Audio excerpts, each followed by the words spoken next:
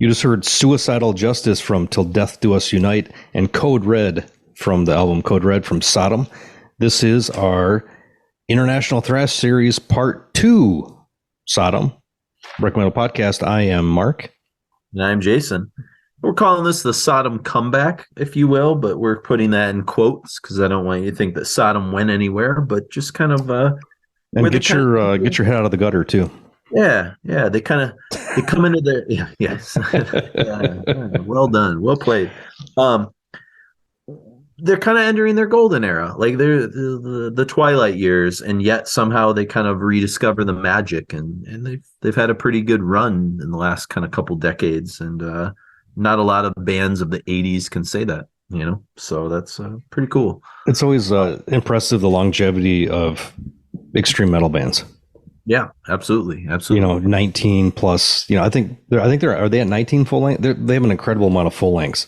Yeah, but it's pretty wild. They have way more than Megadeth or Metallica. Yeah. Or Exodus for that matter. Yeah. And for people that maybe didn't check out part 1, you should probably check out part 1 because you're going to get a lot of the band history and the members and all that kind of pertinent information, because we're not going to revisit too much of that stuff. We're going to kind of just assume that people are kind of, traveling over from part 2. But, in part 1, we kind of talked about the origins of the Teutonic thrash movement, which we'll be spending a lot more time on throughout this International Thrash series. We definitely will be looking at Creator and Destruction and probably Tankert and some of the other there's some also hidden gems in the German thrash scene too that I want to kind of cover as well. Kind of a few. Would you throw a Running Wild in there? I don't know if I'd throw them in there because that's a whole other thing, and we should do a pirate metal Running Wild episode for sure. Well, their first two were kind of fairly influential in black metal too. Yeah, for sure. Then they kind of went off the. I'm thinking rails. Exhumer, and there's a few other. There's some other kind of. I think Projector is another band. There's a pretty good list I've got of some cool stuff.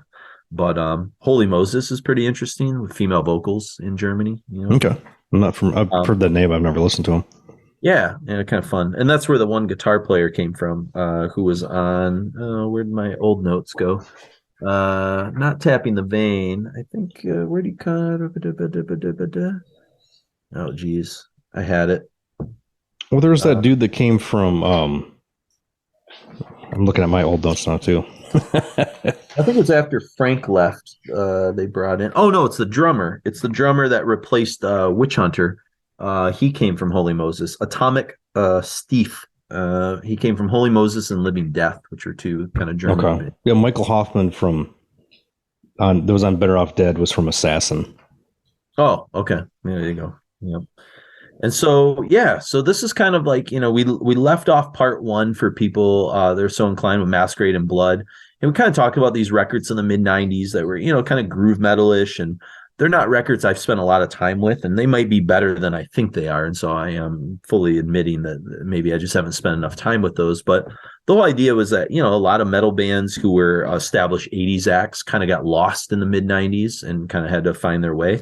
Sodom never really got lost. They kind of kept on the track, but just, some records more memorable, I guess, than others. And it's really interesting, because with 1997's Till Death Do Us Unite, and especially 99's Code Red, thrash was kind of making a comeback. And so it's almost like Sodom kind of stayed the course and were rewarded for it in a way that a lot of bands lost the course and tried to play to different trends maybe, or try different things. But something's kind of in the air, Haunted, Witchery, Testament's kind of making a comeback with The Gathering, which had, Dave Lombardo and James Murphy and just a really potent lineup. Do you kind of remember that in the late 90s, that kind of thrash revival that almost kind of came on the wave of At the Gates and some of the stuff that they sort of brought back? Yeah, that, and also the power metal, traditional metal was coming back. Yeah, so power metal was coming back with Hammerfall. Yeah. So there was there was that era where I don't know if people knew what the hell to do with. They thought it was just going to keep changing and changing and changing, and that's what you needed to do.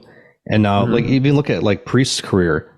like now they're not trying to be modern and, trying to make any, trying to fit in with anything. Like they're themselves.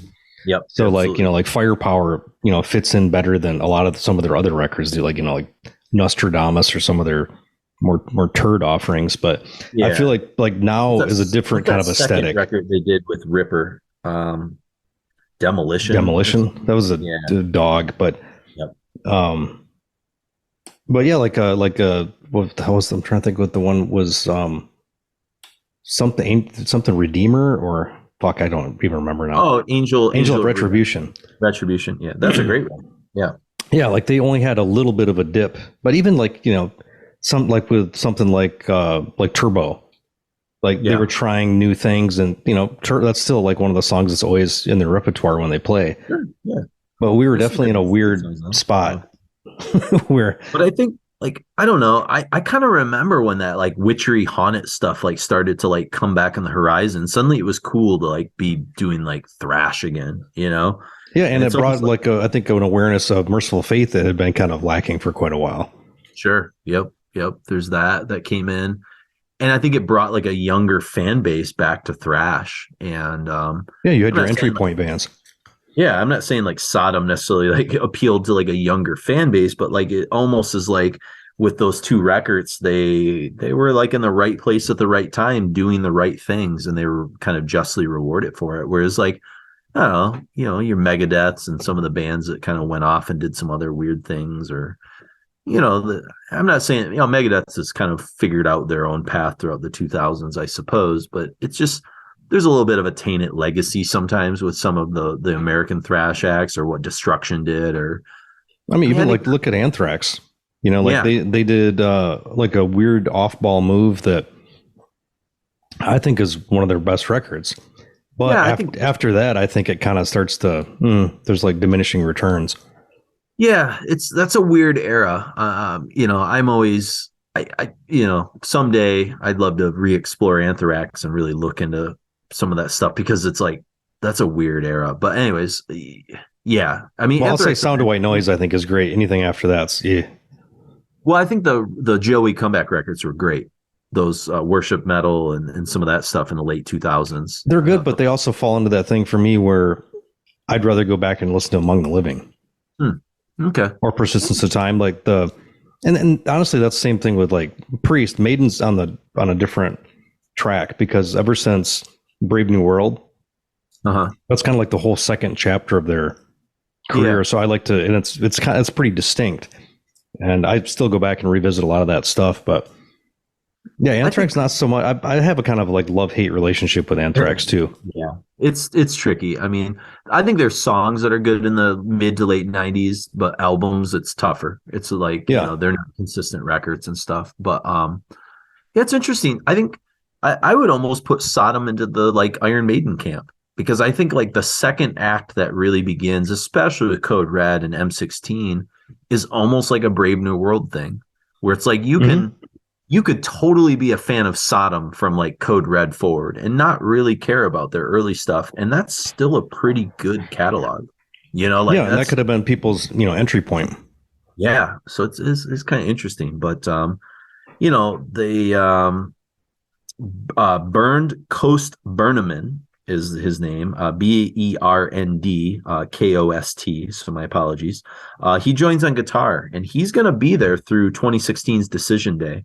So, a 22-year kind of reign, which kind of helps the band tremendously. I mean, it's the most consistent guitar player they've ever had in their career. And I think he really locks down kind of a certain sound that's going to kind of, kick in. I think he brings in like a melodicism that wasn't there before. Yeah, I agree. Similar to like what Creator did a little bit like in the early 2000s too, where like melody really kind of took a forefront.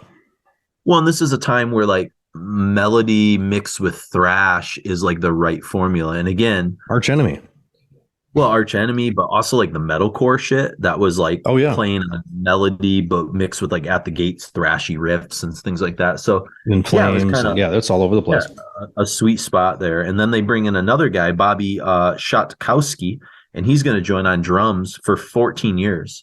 So we've got like a pretty solid lineup by the time kind of Code Red happens. They've actually had time to fully gel, because those guys kind of come in right before Till Death Do Us Unite. And I think Till Death Do Us Unite is a pretty good record. But to me, it's like the appetizer for what's about to happen with Code Red, M16, and things kind of moving forward. The title, the Sodom record in 2006. And so, what you just heard in kind of the opening with Suicidal Justice and Code Red is, you can kind of hear with Suicidal Justice like that fun thrash energy starting to come back. Tom's bass is very pummeling. It really is right up front in the mix too. Yeah, it's right up front. It reminds me of a Haunted song from like 97, 98, 99, especially the solo. But there's even some like DRI kind of crossover Suicidal moments kind of on it too. So think like One Kill Wonder era. Yeah, exactly. That kind of stuff. Yep, absolutely. I think it's kind of got that for sure. And then, Code Red, the title track from Code Red, which we're going to kind of talk about here in a second, like you can feel it with that opening riff. It's like rejuvenation in that song, and cohesion. Like this is a band that's like kind of, they've had like a couple years to like write together and work together. And if you think about it, like at the end of part one, all I was talking about in those last two sets was, all right, this guitar player left, then this guy comes in, and this guitar player left, and this guy comes in. Like that's a lot on Tom. Tom's got to put like a lot of those pieces together on his own and be like the sort of uniting force. And now Tom has a cast of characters he can rely on, Yeah. And, he hasn't really had that since like Frank and Witch Hunter, kind of together for those kind of, 4 or 5 years or whatever. So but it's different too with like as bands age like that, to like some of those people you associate so much with them initially were only there for 4 years or something. And then these other guys come in for 20 or 14. Is crazy. Yeah, he's like he's like the guitar player for Sodom, but it's only been in this like 99 or 97 to like 2016 era or whatever. So it's kind of interesting. But like the thing I like about Burnaman is you can hear it on Code Red, the title track, is a lot of Slayer tendencies. And yes, I saw that as well. I heard that as well. Pinch harmonics and things like that. Noisy solos, like which goes with the war metal themes, kind of the dive bombs and a lot of the sort of stuff. I mean, there's like a black magic breakdown in Code Red that's pretty fucking fun and cool and evil. And, that's me, I like Slayer. Oh, yeah. So, you got a tattoo about it.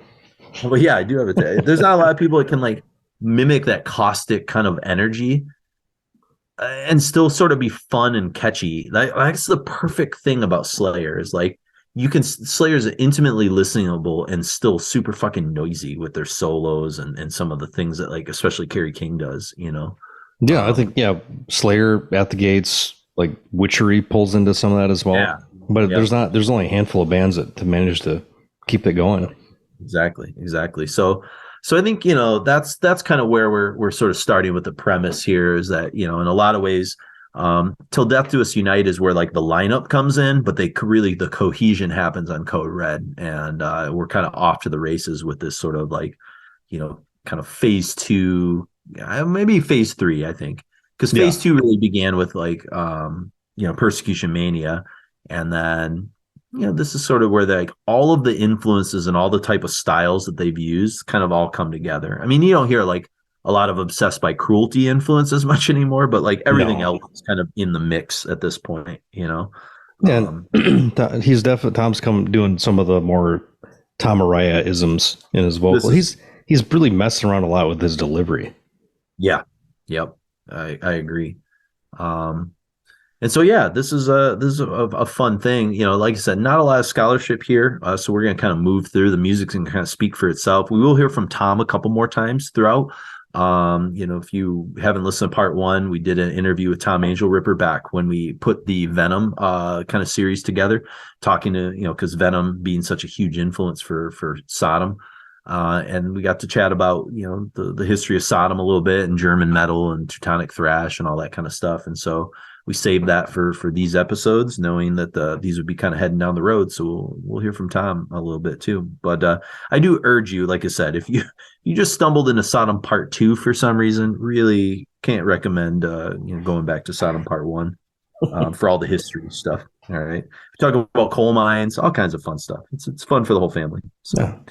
um, what are you like? When did you discover these records? Did you ever kind of dip your toe in any of this stuff in like recent years? Because I know I would recommend them to you. I remember like staining my deck to some of this stuff and be like, Mark, have you checked out some of this like late 90s, early 2000s Sodom stuff? Like, did you ever really go into this much or no? I mean, with I would say with M16, Uh-huh. I did a bit, and then Yeah. it's one of those things too, because I listen digitally, but also like when I'm trying to fill in stuff, I try to get stuff on vinyl. Kind of got rid of Yeah. my CD collection years ago, and it's incredibly difficult to get anything modern or remotely modern, like on LP anymore.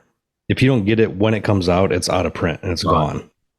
God. But I've definitely listened to a little bit, here and there. But I would say I'd probably focus more on the latter, the stuff like once Frank comes back. Okay. Yeah.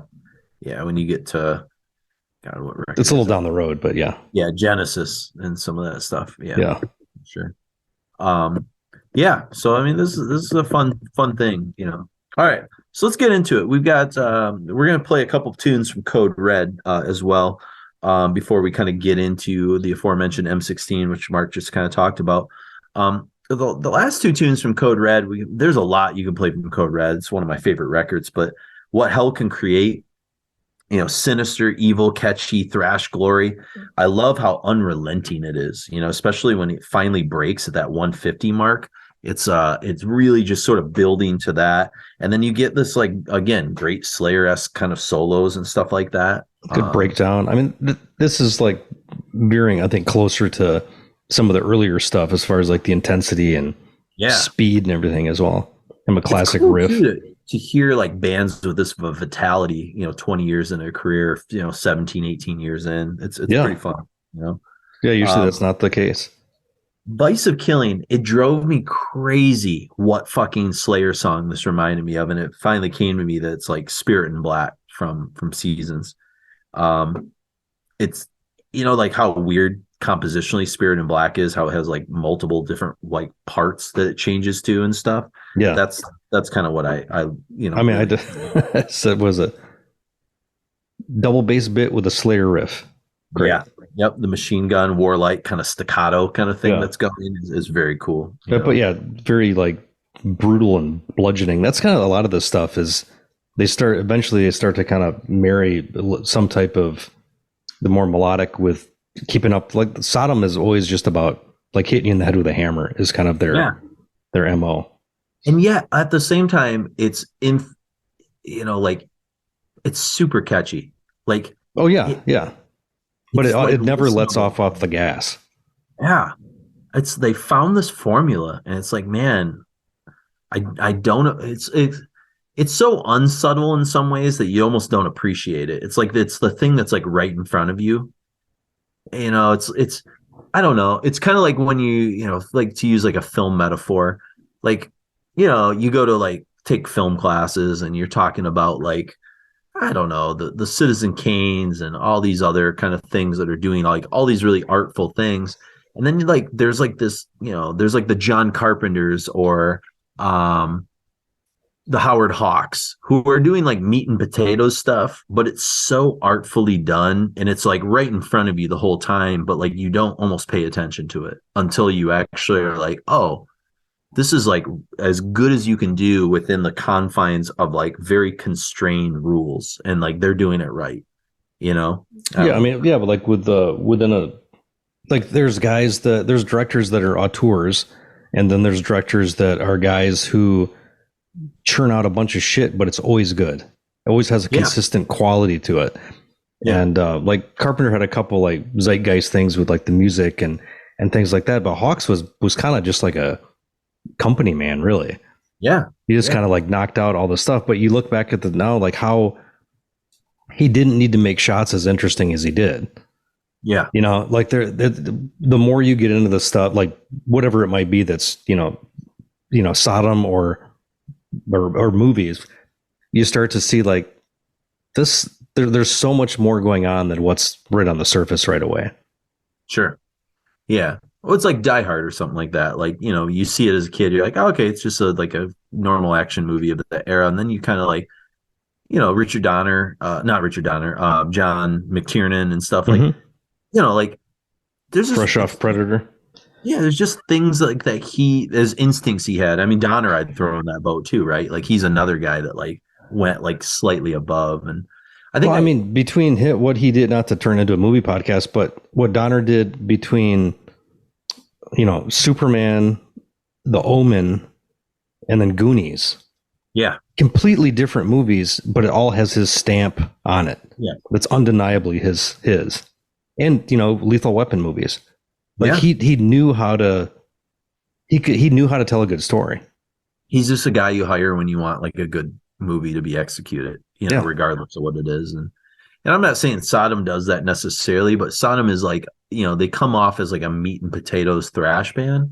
Yeah. But like Tom Angelripper like has a vision and like has this like pulse that's undeniable. And he's got his eye like always on the prize. Like he doesn't deviate, you know, and like I give him credit in ways that like I probably didn't appreciate when I was younger.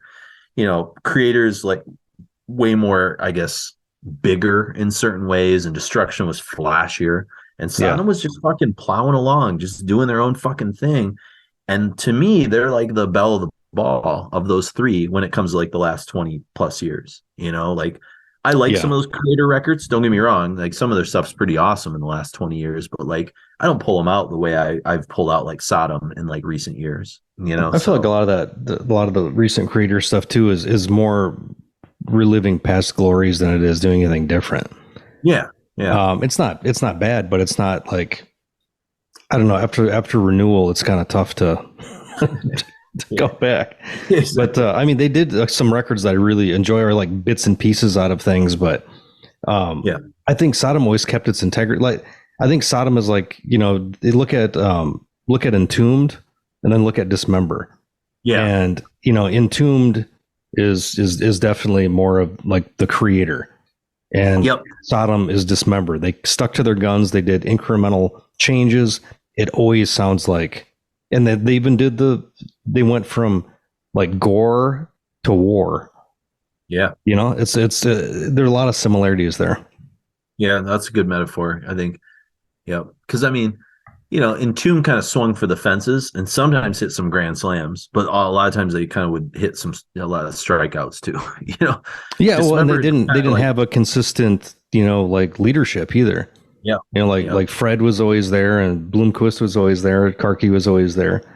Yeah. I guess the very last record, you know, Fred left, but he did write a couple of songs on the thing. There was definitely like, it was curated. Yeah.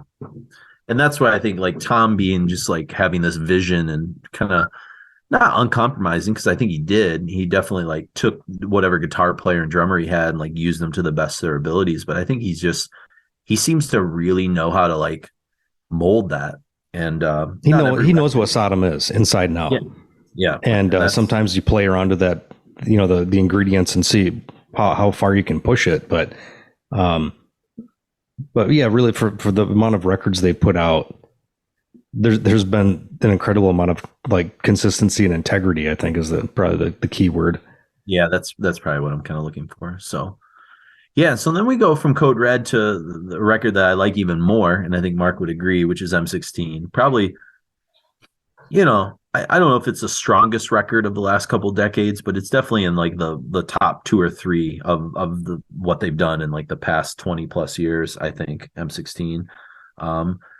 You know, we'll get to it, but I think I might throw Decision Day and maybe the Genesis record. I think those 3 are just incredible. I don't know. I think one of my favorite Sodom album covers is that Decision Day cover. Yeah, it's very cool. It's fucking awesome. It's did I write down who the fuck that was? Oh, the artist? He did like a shitload of Motorhead covers, which makes so much sense. Yeah. Did I Joe Petagano? Oh, is that who it is? I have no idea. So he did the newest cover, and I think he's done 3 covers for Sodom, but it makes sense for them to like grab the guy that did a bunch of Motorhead covers too. Yeah. I mean, Motorhead's another band that like they're kind of just making Motorhead records, right? Up until the end there. And like, Yeah. you I mean, know, I've got every record. It's never been, they've never changed. I mean, it's like AC/DC. yeah. You have a formula and you slightly massage it. You know, sometimes you might have a different type of production. Like, you know, the earlier stuff was a little more raucous than, you know, they get into Mutt Lange and it's like, holy shit, like essence it down to exactly what is the most pertinent part of this band. Yeah, no, that's absolutely true. So, yeah, I think Sodom's a little more dynamic than those two bands, but Sure. they also like have a straight ahead trajectory. They're always Sodom, you know? Yeah. Can't say that about a lot of bands. So, but yeah, so we get into M16 with a trio of tunes. Among the Weirdcong, which probably another Vietnam reference. We talked about that in part one a little bit, but yeah, another fucking classic album opener, which is again their specialty. A lot of these have been album openers that you've heard in part one and part two. Definitely sounds warlike. I love Tom's vocals and the brutal lyrics. You know, emotions died when I saw my friends impaled to death. So they're definitely talking about like the experiences of fighting the Viet Cong in the jungles and kind of that. You know, we talked about in part one, you know, Tom's concern is always for the soldiers, regardless of what side of the war you're on. You know, it's just like the things that soldiers have to go through to survive these experiences and stuff like that. And really cool tempo changes. That's one of the things I think musically M16 is pretty dynamic. You know, there's a lot of neat things kind of happening there. Then we get to Marines, which we kind of moved around a little bit. You know, again, a tribute to fallen soldiers is how I choose to read this kind of moody, kind of emotive mid-pace number, very anthemic, you know. Well, and the Marine motto is very, you know, what is it? Something adapt, overcome. Yeah. Like they, whatever's in their way, they're kind of like the top of the top as far as the services are concerned. Sure. One, you know, I guess I don't know why I didn't mention this at the front of talking about M16, but it's kind of a concept record, you know, sort of based roughly around Apocalypse Now and the Vietnam War. Yeah. So, you know, that's interesting. Again, kind of like how you know, Agent Orange was based on kind of the Vietnam War, and clearly this one is kind of a sequel to that.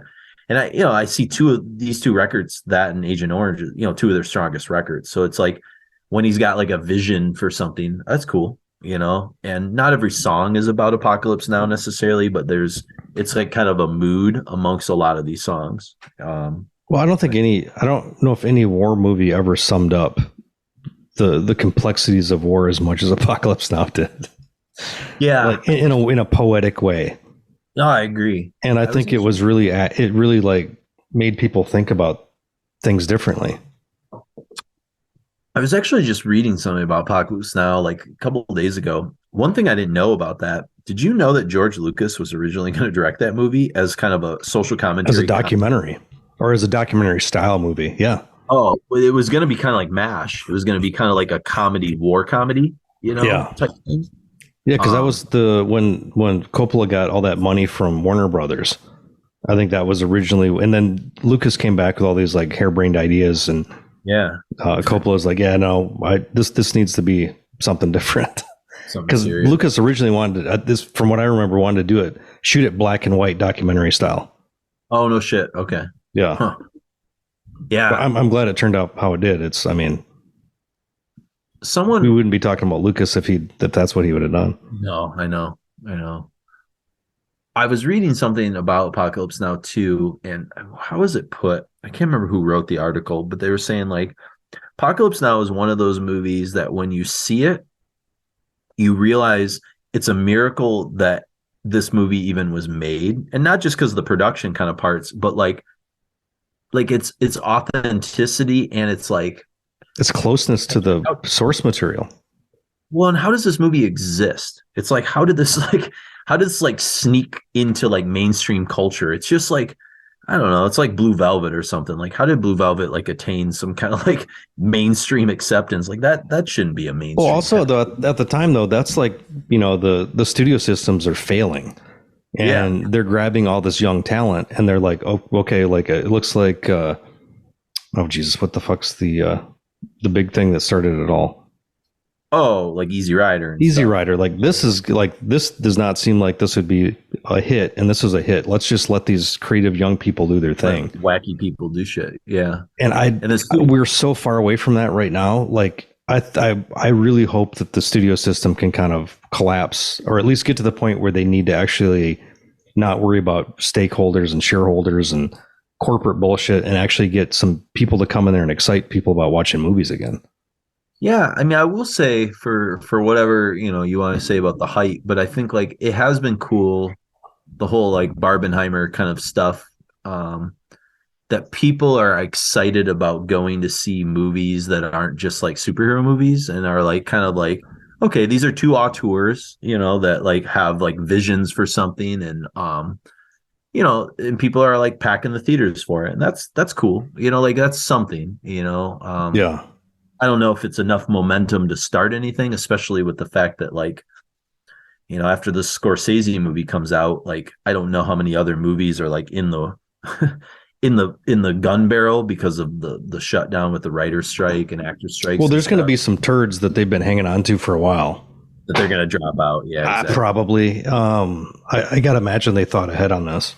But I'm excited for the Scorsese movie. Like, the fact that people are like kind of going to see a 3-hour movie on like a dude who made the atomic bomb. I mean, I saw Oppenheimer. It's like, it's not an action movie. You know what I mean? Like it's a lot of talking and philosophy. An adult film. Yeah, exactly. Yeah. And people are like they're packing to see it. And that's good. Like that's healthy for a culture to have some of that. But who's putting the Scorsese movie out? I don't know. Is it Netflix? No, with like limited theatrical release, like that's what they did with last one. But I think that was partially because of COVID too. I think this is going to hit theaters pretty hard. Okay. Yeah, it's interesting, the studio system, because the movie that kind of destroyed all that was Heaven's Gate. Yeah. So like Heaven's Gate, like the guy that made Deer Hunter, they basically gave him like unlimited money and power to like go and do something, kind of the way they gave Coppola with Apocalypse Now, and then like it just bankrupted the studio and fucking crashed and burned so bad. Why can't I think of his name? He's the guy that did Thunderbolt. Thunderbolt and Lightfoot? Yeah, Thunderbolt and Lightfoot. It's the same director. He did I can't think of his name. He has in my opinion, a very idiosyncratic career as far as like me enjoying certain parts of it. It's pretty interesting. And here's the thing. I will say this. I don't know if you've seen Heaven's Gate. I don't hate it. I actually think it's a really good movie. It's just didn't hit audiences at the time. And I don't think I've ever seen it. It's really good. There's a Criterion edition of it. See the director's cut. It's fucking great. What's his name? Michael someone? I think it's Michael someone. Michael Cimano? I think it's Michael Cimano. Did it. Did he die early or stop directing? Well, I think after Heaven's Gate, it fucked his career up, and I don't think he got a lot of work. I'm sure he did some things, but I think it's Michael. You got like the Orson Welles treatment. Yeah, probably. So I was just reading. Someone was posting something about it was like an anniversary of Transformers the movie coming out, and just like Orson Welles' last role, and like he was interviewed, and he's like, "It's about some like planet like." Orson Welles' thoughts on what he thought he was doing in that movie are really funny, as like Omnicron and stuff. It's just like a really funny little thing. Yeah. Anyways, the unironic thing of that he was a planet eater and he became a huge fat man. Exactly. Doing wine commercials. So I'm just say, if you are a cursory film fan and you have not looked up the YouTube videos of Orson Welles wine commercials, do yourself a favor. Just go down the rabbit hole. Oh, the French. Yes. It's him just getting fucking shit-faced recording takes on wine commercials. And then you'll go into the Dean Martin celebrity roasts with Orson Welles on, where he's tremendous on those. I don't know if I've seen a lot of those. I think they're all on YouTube. I'll have to go on that journey myself. Yeah, it's fun. Yeah, so anyways, Apocalypse Now, M16, Sodom. There you go.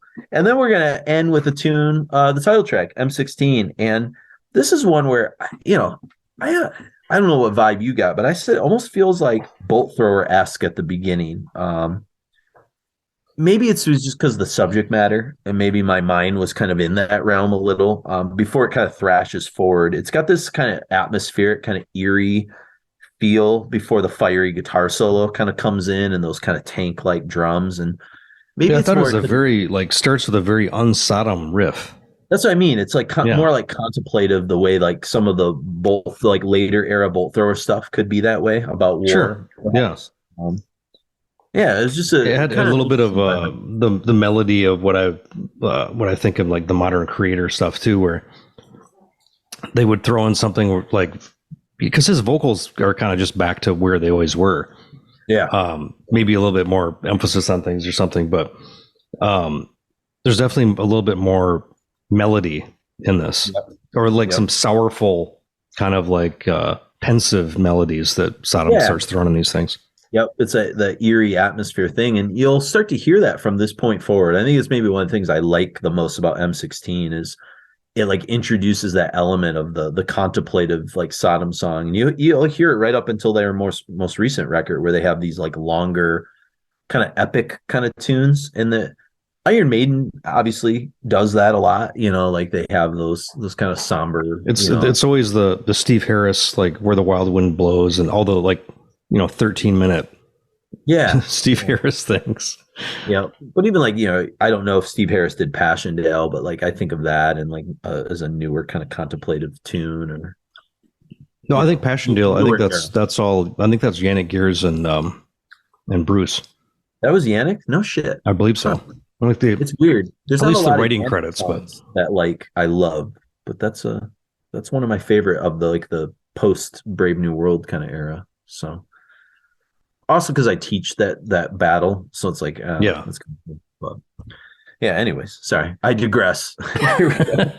There'll be a lot of those in this episode. Yeah, exactly. So, all right, so let's get into it. We've got a nice little set from two of the kind of pivotal records that kind of steers the ship for forward momentum for Sodom, which is Code Red and M16. We've got What Hell Can Create, The Vice of Killing, both from Code Red from 1999. And then from 2001's M16, we got Among the Weirdcong, Marines, and M16, the title track. And then we'll hear from Tom, the very short little clip, and then we'll come back.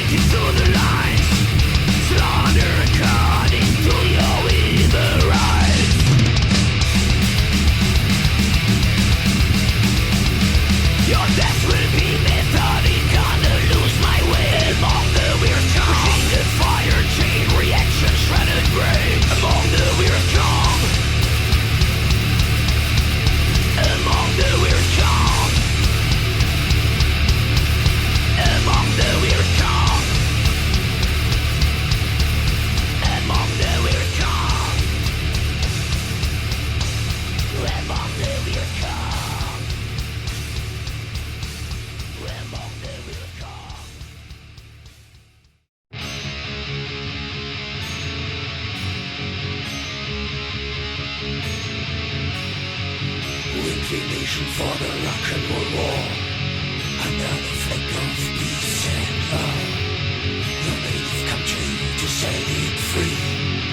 In the air, on land, and on the sea. On their honorific golden crown. Sling the judgment's glory hammered down. The patriot within their valiant hearts. Keep them hungry for the liberty love. Painted just into the aggressions to control. Into the diamond steps, into the desert storm. Caught between legions of saints. Caught beneath believing kinds of saints. Seems that we are doomed to drown your hopes. Marching to the destiny, no ending to July. Don't wanna leave that battlefield without a sign. Engaged to the right by my side, Marines. They're fighting for you, Marines. They're dying for you, Marines. Keep your honor clean, Marines. You are the chosen ones securing the world. Universal soldiers to the bone. And from my brothers, you'll get what you deserve. Down the bloody road to war, Marines. They're fighting for you, Marines. They're dying for you, Marines. Keep your honor clean, Marines. Untitled things, Marines.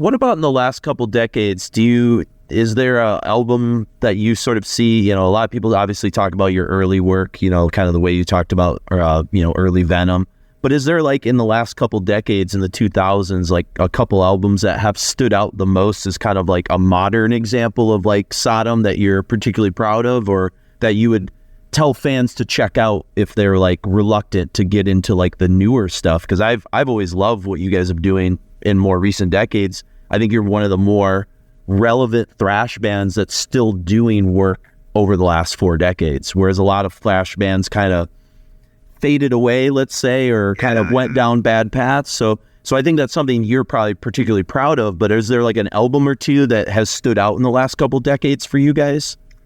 I think M16 maybe, you know. I know in 2000, you know, people talk about heavy metal died, you know, or thrash metal coming back, you know. We never mind, you know, we ever been there, you know, with no change, you know. And Sodom is the only band who never really changed, you know. Also in the end of the 90s, where a lot of bands changed, you know, or 2000s, you know.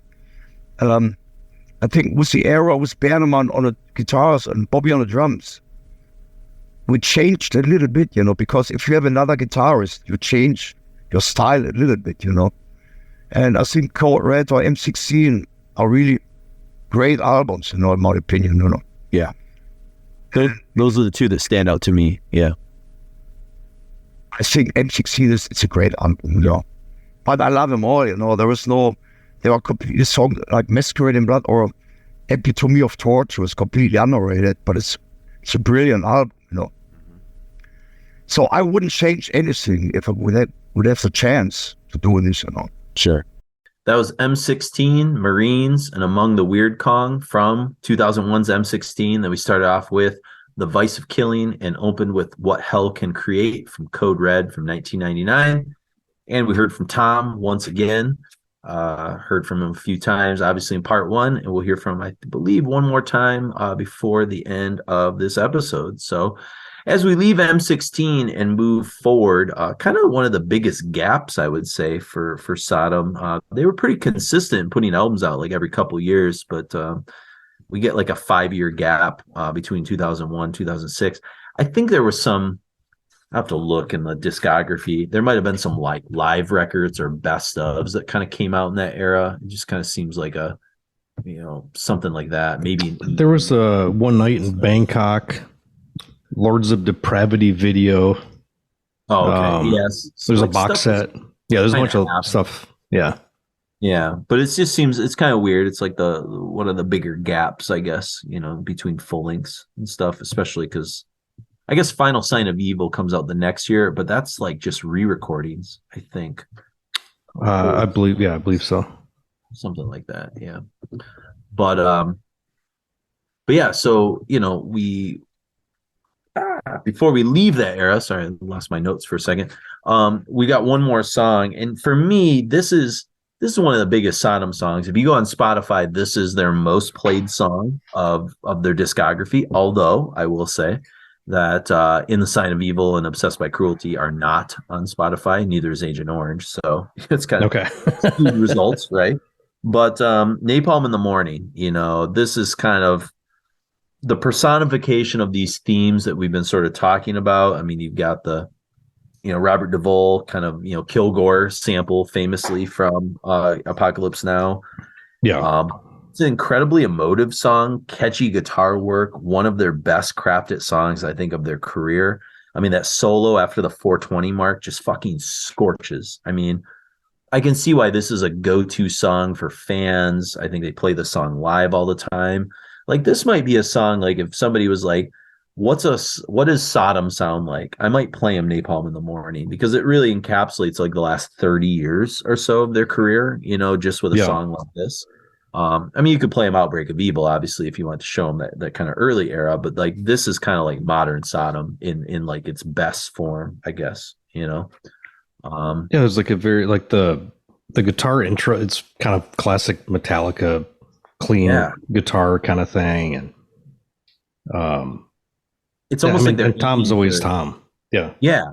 But it's like almost like they're aiming for like more epic things, like with they're like aspirational now, You know, it's like they know they can do it. They know they can write longer songs and stuff like that. And it's like, let's just fucking do it, you know? They never fully like went into like, say where like kind of like, oh, jeez, what the fuck is it called now? The second Asphyx record, Last One on Earth. Like where that Asphyx became like more and more epic as they went along, and then, you know, integrated like military kind of elements and metaphors and stuff into it. But Sodom always keeps the epicness within the song and just a small like little part of it. They don't ever do like concept records where, you know, in a auditory way, like M16, and, you know, they bring in like concepts of like a greater war, but as far as like what it sounds like, they never quite go there. Yeah.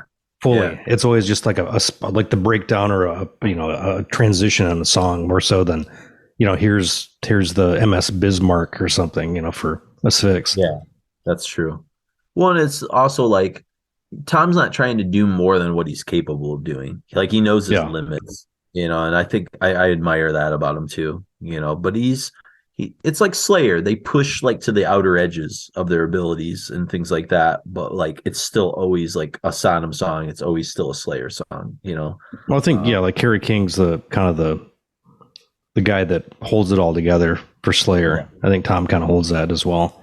Yep. For better or for worse in certain instances, but yeah, I was gonna say, in Tom's instance, good. For Kerry's instance, questionable. But yeah, it is. And so then we move on. We'll open with Napalm in the Morning, and then we move on to, I guess, maybe an album that surprised me the most in doing the research, because you know, Sodom in 2006 is from Tom. It's self-titled because every band needs a self-titled album. All right. I mean, that's a good enough reason for anything. Yeah. You know? I just said, you know, this one has grown on me the most of these post-2000 Sodom albums, putting this episode together. I kind of overlooked it at first as subpar compared to like Code Red or M16. But the first especially of this record, the first half, like, has some fucking cool harmonious like leads and riffs. And it really balances well. It's got like a lot more of the punk kind of chaos, I guess. I don't know. It's a record I ended up liking. I didn't own a physical copy of it, but as soon as we started putting this together, I was like, fuck, I need this now, you know? Yeah. I think I saw the cover and I didn't know if I liked the cover. So like, I don't know. There's like other things like that maybe turned me away from it. Plus it was self-titled. I was like, I don't need this one. And then I don't know. It surprised me a lot, is I guess what I'm saying. I really fucking love it. There's a lot of like, I would almost say like vocally driven songs on the record, like but popish but not bad. yeah like where his vocal line is actually like, you know, kind of like the thrust of the song instead of the, you know, bass line or guitar line. Or I mean, honestly, most Sodom is drum driven. Yeah, I might surprise you with what I compare City of God to in a moment, so prepare yourself. All right. Okay, I got one on there as well. Okay, good. Yeah, so we're gonna hear a trio of tunes from the self-titled in 2006. Blood on Your Lips, again, another epic album opener, as can be expected. They're really flexing those innate kind of catchy elements and clever tempo changes. Acoustic bit again. What's that? Yeah, acoustic bit going on.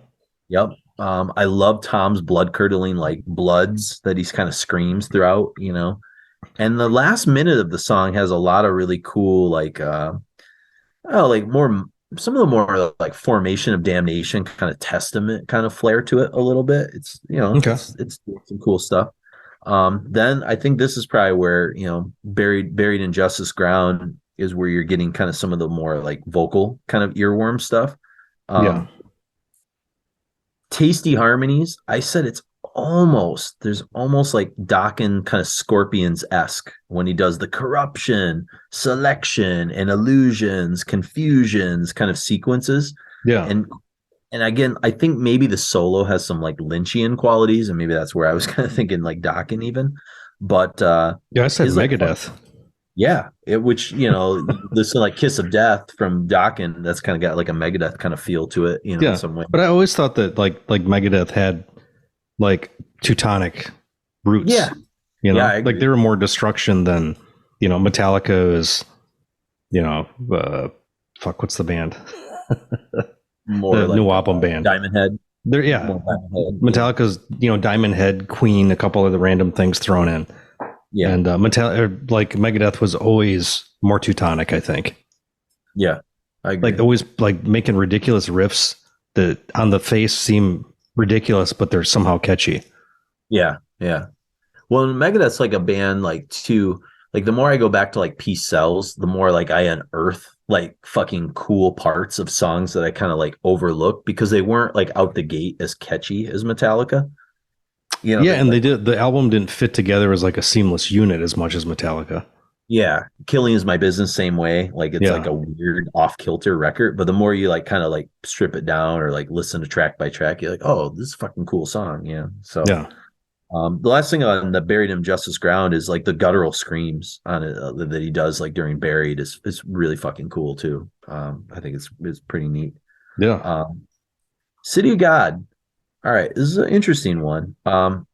Is it kind of like a Armored Saint kind of melodic opening? It's got like more of a traditional kind of metal, like Priestian kind of things going on. It felt very familiar, but I didn't really there wasn't one thing where I was like, yes, that's it. And here's what it builds to with the solo, in my opinion. It took me a while, and I had to like pull it out and listen to it just to make sure I wasn't going crazy. But that main riff is fucking infectious as hell. But the song to me is this amazing buildup to one of the best Sodom solos of all time. And the solo is almost the same solo as fucking Sentence, Cross My Heart and Hope to Die. That's what I've got on here. Yeah. Holy shit. That's funny. I love I didn't put the specific song, but I was like, it's a Sentence solo. It's fucking Cross My Heart and Hope to Die. Yeah. That's what it is. Because I had to check it out. I was like, it's driving me crazy what the fuck this is. There's multiple times in this latter era that I really felt a lot of like Sentence-isms going on to it. And I guess like maybe early sentence, like at least the first record has I don't feel that there's any Sodom-isms at all. But I think that like the picking method, like the palm muted picking, but really fast and harmonically has a weird kind of like Sodom thing happening. Okay. Yeah. That's the only like correlation I can make between the two. Yeah. But I was feeling a lot and I was listening to it. I driving from here to Chicago. Mm-hmm. What did I have on? I was like I started just with Sodom on Spotify and I let it kind of go. And I got a lot of Sentenced. I got a lot of Dark Angel. Like the stuff they were throwing at me was just it was kind of funny, but a shitload of Sentenced. And then I just started listening to Shadows of the Past and I was like, my God, this record's fucking incredible. They did like two completely genre defining records as record 1 and record 2 Sentence did. It's like I can't believe how fucking different and like too. Yeah, and I mean 3 in a row, like and then they just kind of had the same, iteration after that, but those first three records is like insane. Like North From Here is so singular, and same with Amok. It's just like holy crap. But that showed up in the algorithm or something. Okay, that's funny. I'm glad. But I'm glad we both got it. Yeah. I didn't go so far as to try to figure out exactly what solo, because I would have been doing that for 3 days. But it was the awesome. solo. Like I know that record so well, that kind of comeback Sentence record right before they broke up. Yeah. Why can't I think of it? The blue cover came in the weird. Oh, the Cold White Light. Cold White Light. Yeah. Then they did the funeral record after that. And I think that was it. Yeah, that was it. So. And then we kind of end with the title track from their 12th studio record, In War and Pieces, and we'll chat a little bit more about that when we come back. But good little set here. We're kind of wrapping up M16 with Napalm in the Morning, one of their more popular tunes, and then a trio of tunes from their self-titled 2006 record, Blood on Your Lips, Buried in the Justice Ground, and City of God with a straight Sentence solo, and then the title track In War and Pieces from 2010's In War and Pieces.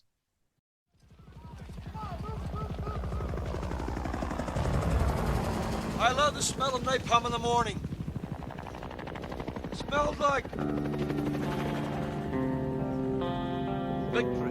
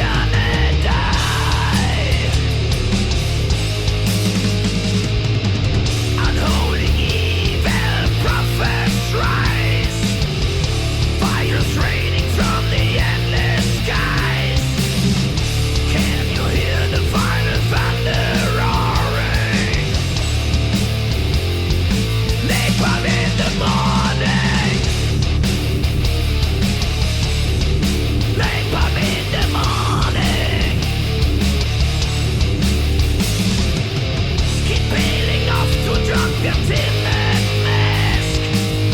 You wish the death redeems you fast. Creation of the fire seems the perfect nude. The carbonized stores are just a part of you.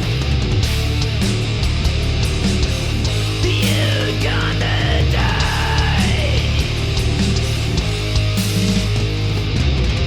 Unholy evil prophets rise.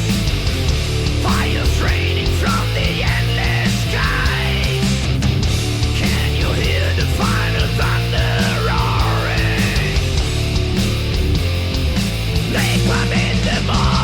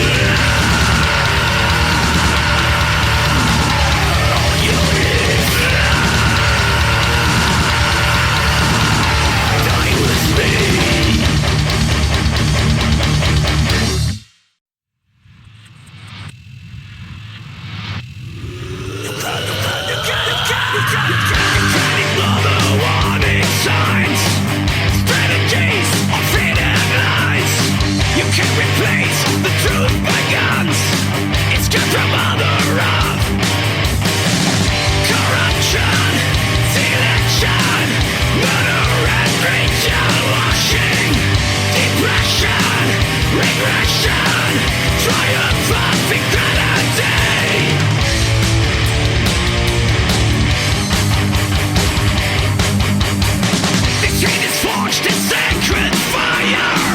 It's got beyond the holy war. Platoon leaders battlefield to bring a democratic law. Illusions, confusions, instinctive superstition. Worshipping and praying, revenge could be so sweet.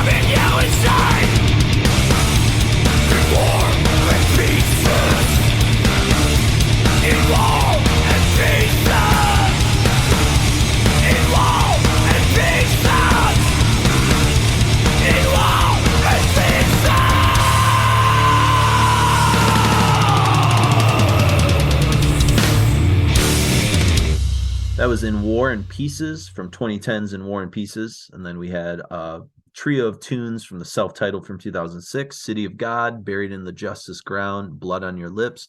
And we opened up with Napalm in the Morning from M16. So yeah, spanning a 9-year little span there, but all those songs kind of consistently in a weird way kind of fit together, I suppose. And that's kind of this era of Sodom. They've definitely found their form, moving forward.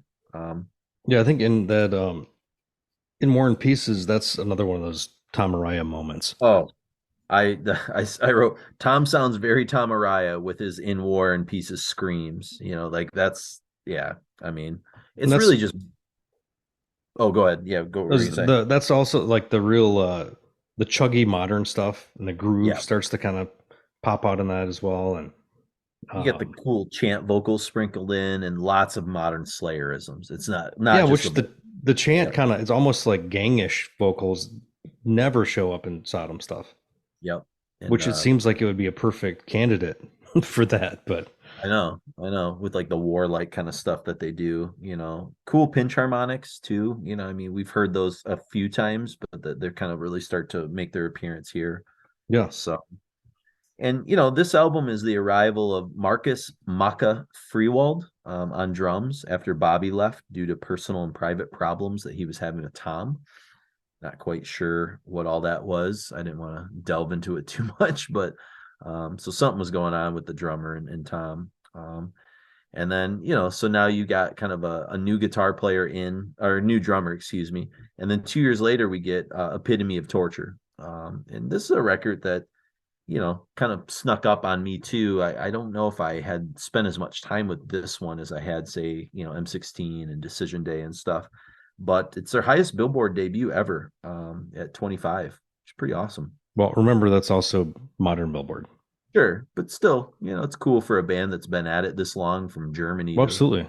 Yeah, but that's like when you see like Enslaved was like number 9 on the U.S. Billboard charts. I was like, I wish it was, 80s, 90s numbers. But I know.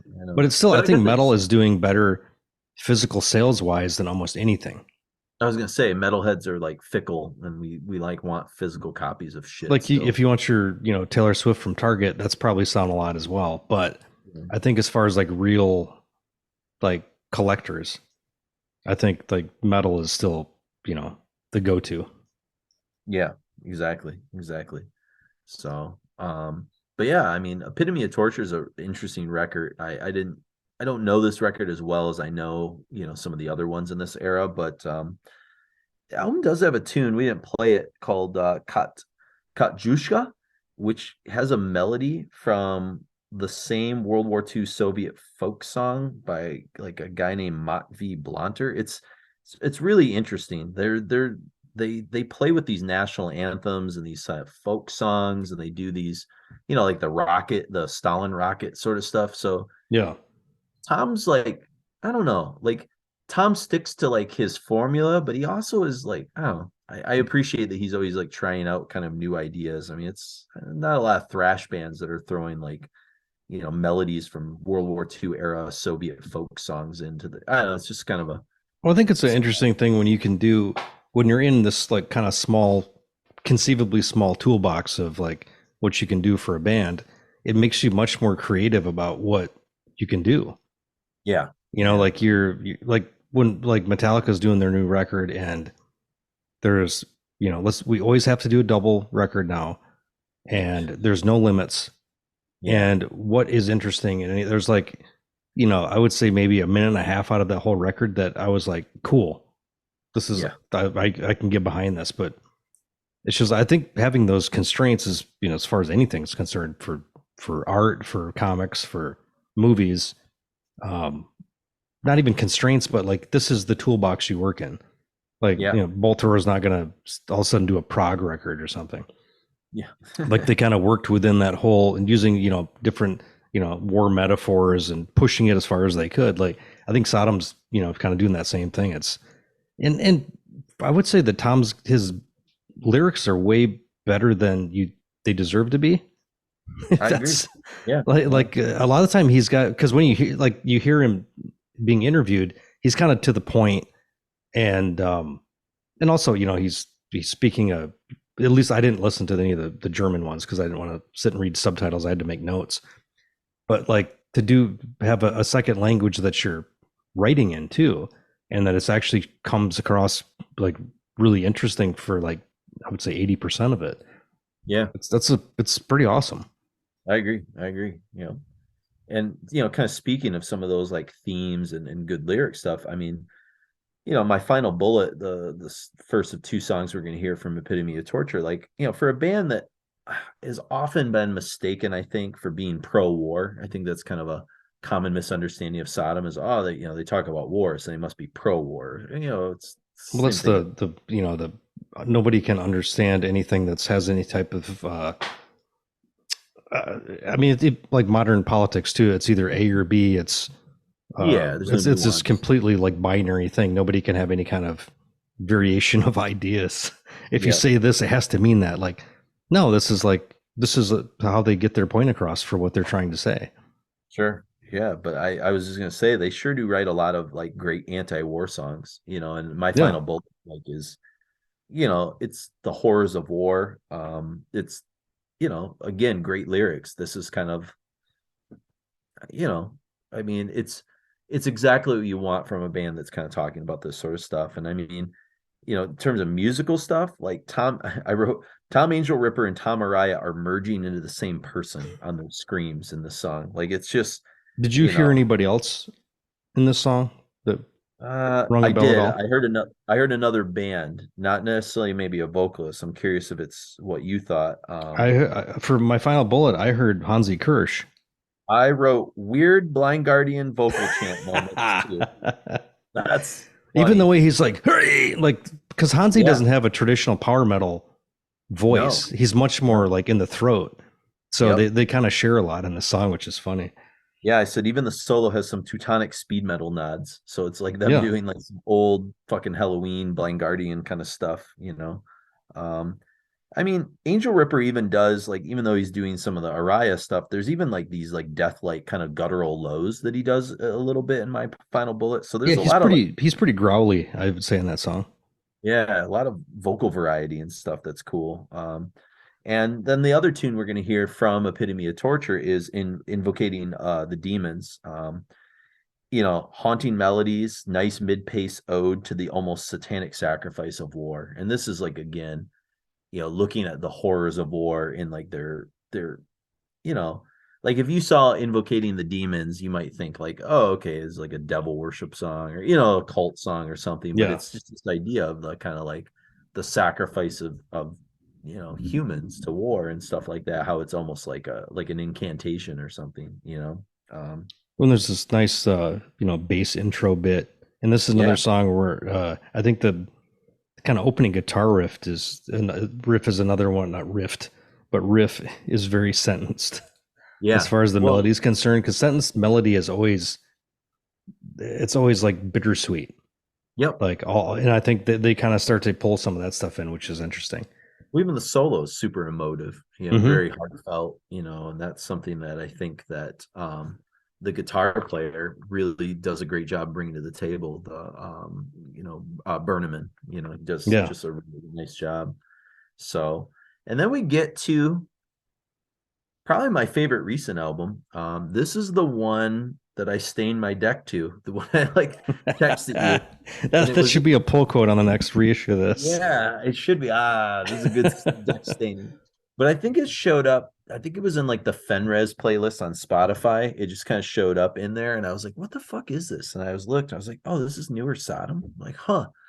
And it was right when that came out. So it was like summer 2016 or summer, you know, 2017 or something like that. And this is sort of where I got like the light bulb idea that like newer Sodom fucking ruled. You know, and again, I don't think Decision Day is doing anything like out of the ordinary that we haven't heard in these like last couple sets, but like it's just, it sounds reinvigorated and it's a very sharpened version of the lineup. Well, it's their last. You know? Yeah, I think it brings the Teutonic back in a big way. It's like the production's a little more raw and primitive. I think the vocals are kind of black metal-y, but also all that Motorheadisms that are thrown there with a Venom riff. Like, I don't know the last time that I heard of like a super heavy Venom riff from them until this. Yeah. And it still sounds like it's a fresh, like, how many fucking riffs have they made? What's the average of, songs per album? So it's crazy. I know. Still do something like that. Yeah, and you like in Retribution, again, another ripping opener. I said, lots of gloomy, dissonant riffs. Maybe that's kind of the black metalisms and stuff. Yeah. But it's full of vitality, and then Who is God? That's got like a classic Sodom kind of sound to it. That's where they're really bringing that kind of all back. And for Who is God, I have a very random observation. Whereas cool. It sounds like if Slayer wrote Enter Sandman. Holy shit. I love that. That's on the poll quote too. Stain your deck to it, and it sounds like if Slayer wrote Enter Sandman. Buy this fucking record. Like, we can fucking get this right up the charts with those two fucking stickers on the front of this shit. Get up to number 28. Yeah. And then Decision Day, right, smack in between. I mean, that's cool from like a historical perspective, song celebrating D-Day, cool emotional tribute, tasteful solos. I mean, lots of vocal variation on there as well. Yeah. There's not a lot I can say about Decision Day other than, like, if you like this shit, just buy the whole record, because the whole record's fucking from top to bottom just great. I mean, it's my favorite, probably alongside M16. It's my favorite post 2000 sort of Sodom. It's just it holds up really well. And I think production's good. It's like there's no weird because sometimes in some of those 2000s ones, there's like these weird trends in production that seem to like permeate through records. It's like too clean or too compressed or something like that. Yeah, and this just sounds like it's a full spectrum of what we want to hear from this band. Yeah, that's it. So I think the music kind of speaks for itself a little bit. So, all right, well, let's get into it. We got My Final Bullet and Invocating the Demons from Epitome of Torture in 2013.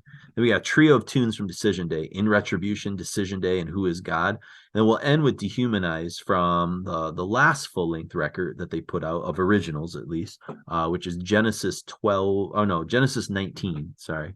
And that's from 2020, and it's a song called Dehumanized, and we'll chat a little bit more about that and say our goodbyes as we wrap up Sodom Part 2. Enjoy.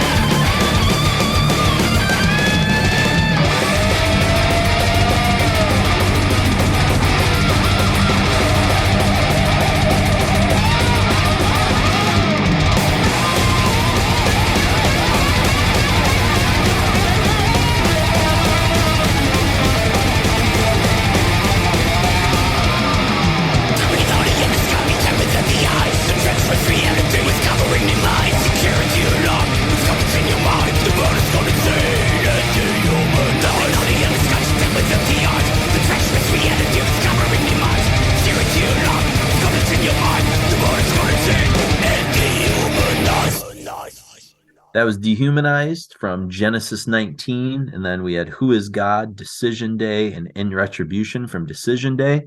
And then from Epitome of Torture from 2013, Invocating the Demons, and My Final Bullet. Frank's back, baby. Here we go with Dehumanized, man. So yeah, Frank Blackfire, all the way from Agent Orange. He's back. And I'll get to the story on that, but welcome new drummer, also Tony Merkel, with some blasting fucking violence to go with one of the most sinister riffs of their career.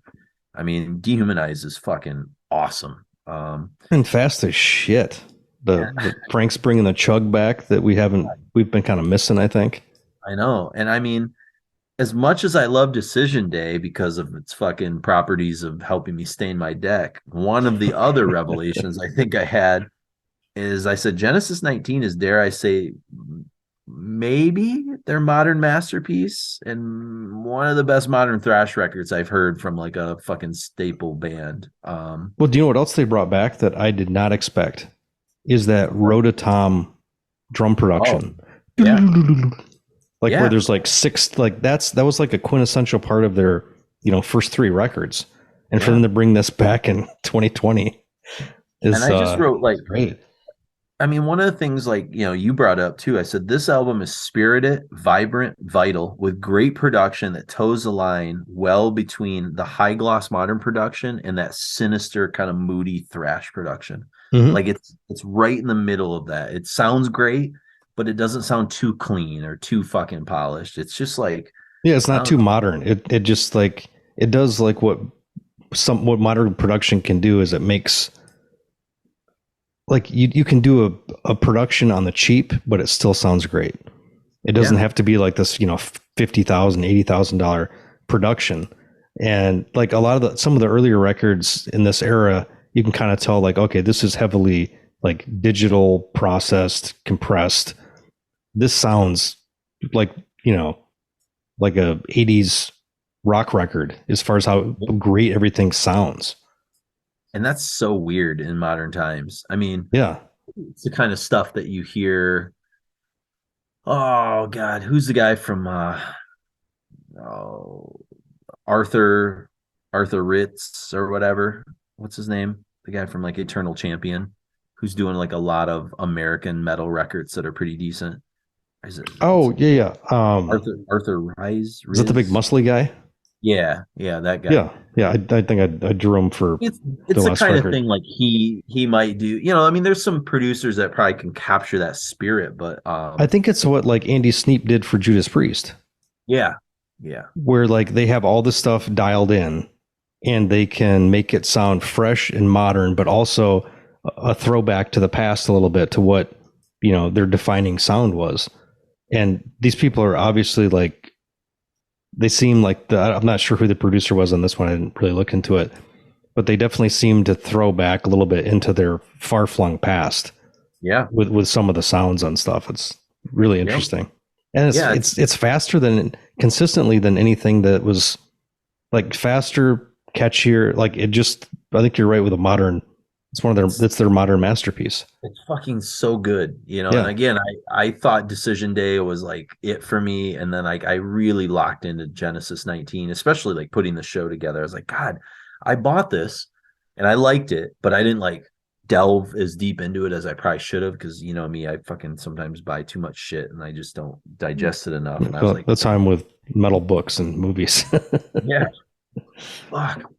But I guess the how this all came together is Frank comes back in the fold when, for their 35th anniversary show in Bochum, Germany in December 2017, the band brought back Grave Violator. They brought back Blackfire. They brought Andy Brings, the guitar player from, I forgot what record he was on. Oh, Andy Brings is on Tapping the Vein. So they brought him back. Yep. And so, basically they do this kind of crazy show. And then a week later, Berneman and Maka were both out of the band, quote, to pave the way for new challenges. I'm just going to leave. So I think, Tom was like, holy shit, Frank. Like, you rock my world, buddy. Let's fucking do it. And so enter Frank, and then this York guy on drums. York Sagats. And is he Greek or something, or what? Okay, wait. Or is that a pseudonym? I got my shit. Hang on. We've got the new drummer. Okay, hang on. The new drummer was, I brought him in before. What was his fucking name? Oh shit. Oh, Marcus Maka Freewald is still on drums. Okay. But now York Sagats comes in as a new guitar player. So now they're a 4-piece. So they got 2 guitar players on Genesis 19. Ah, okay.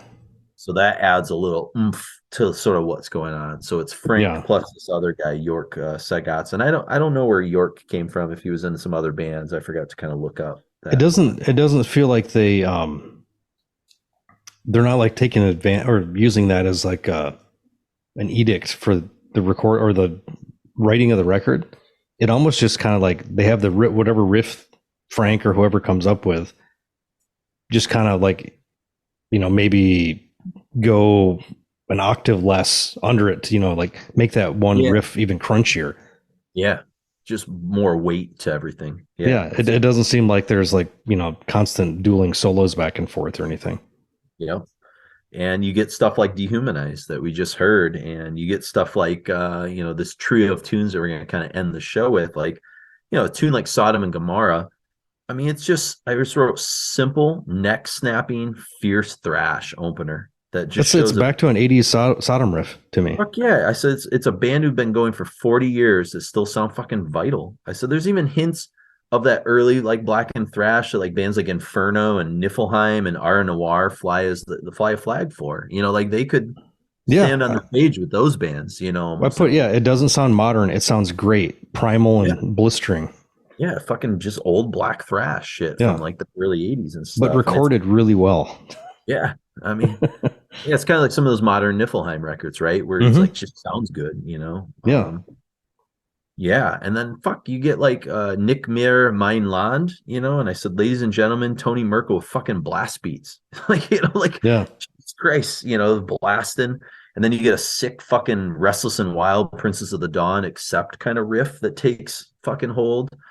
I just said like fucking Tony is so tight drum wise on the whole record. Like he owns on this song and he like goes to blast at the end. Like he's fucking like Dave Lombardo or some shit. It's cool. I don't know much about this Tony guy, where he came from, but he's I don't either. I know his he brings back, it's like with Bolt Thrower, with every consecutive drummer after Andy Whale, they knew what the Bolt Thrower drum, like here's the boundaries of what things sound like. There's lots of fills, lots of double bass, lots of mid pace, and then each guy would kind of do their own thing, the next couple dudes until we got to what is his name?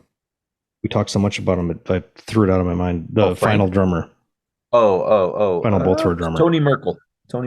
Yeah. Tony Merkel. No. Bolt Thrower drummer. Oh shit. The guy that passed away. Oh my god.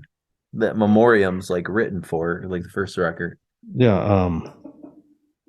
Jesus. Martin Kitty Kearns. Yeah. But even he was taken off, he was using Andy Whale as a jumping off point. Sure. And I feel like this guy is really respecting the past of Sodom by bringing those kind of like cacophonous drum rolls back into things. Well, it's almost like, these younger guys and girls or whatever, whomever that have like studied like YouTube videos and like they've grown up, they have access to like all the riffs and all the techniques. And if they're actually like disciplined and like care enough about the authenticity of stuff, like the guy that's doing all the Chuck Schuldiner stuff, for the Death to All, like he's fucking so good, like he's just like incredible. And that that guy, Terry from the Finnish drummer that was in Paradise Lost that's now in Opeth. He is so fucking good and effortless. Yeah, and whatever he's doing, he was in Bloodbath for a while too. It's just like, it's crazy. He's in his early 20s. But speaking of the guy from Death to All, you were asking who was like doing Cynic stuff. That's the guy that does all the death vocals for Cynic now. Oh, perfect. That makes nothing but sense. He's standing next to Paul, fucking doing crazy guitar shit with Paul, and doing the death vocals, and you're like, oh, this is like a match made in heaven, like. And like all the guys who are on stage with Kelly were all younger for Atheists, but they all fucking lock in. Like they know how to do Atheists. You know what I mean? It's shit. This young, I mean, that's one of the coolest things about this younger generation. Like if they actually like study the shit, they're like, they can be like ultimate. You just hope that they have like a soul, like it's not like soulless. What Oh yeah, like, but also like they have such a jump, like a head start on everybody else because of growing up with YouTube. Like you can figure out how to do a double bass pattern without making it so your legs are so tired you can only play for 10 minutes. Like like you had to do. Yeah, like all these techniques that where people can really like they figure out how to play guitar, how to like sing death metal without blowing your fucking throat out. Like all this stuff has like made this next level of bands kind of like be able to jump ahead like 5-6 years and not have to have all those trials and tribulations of the earlier bands. And some of those new death metal, kind of like the old school death metal bands that are coming back. Exactly. Like, those guys just come out the gate. You're like, what the fuck? Like, yeah. Or like, like Phobophilic and have a bunch of these like more like early 90s sounding death metal bands. And they're in their 20s and they're just like, Undeath. All these guys are just they've just absorbed it all. Yeah. It's crazy. Yeah, it's an amalgam.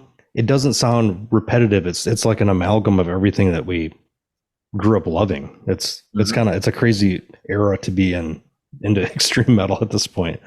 Well, and then there's guys then there's fucking guys like Tom Angelripper who's just fucking just well, everybody's still there, like just going forward, just doing his thing. We're in that weird stage where like everybody in Sabbath is still alive. Yeah, that's nuts. Like I don't think they could ever play a show together again.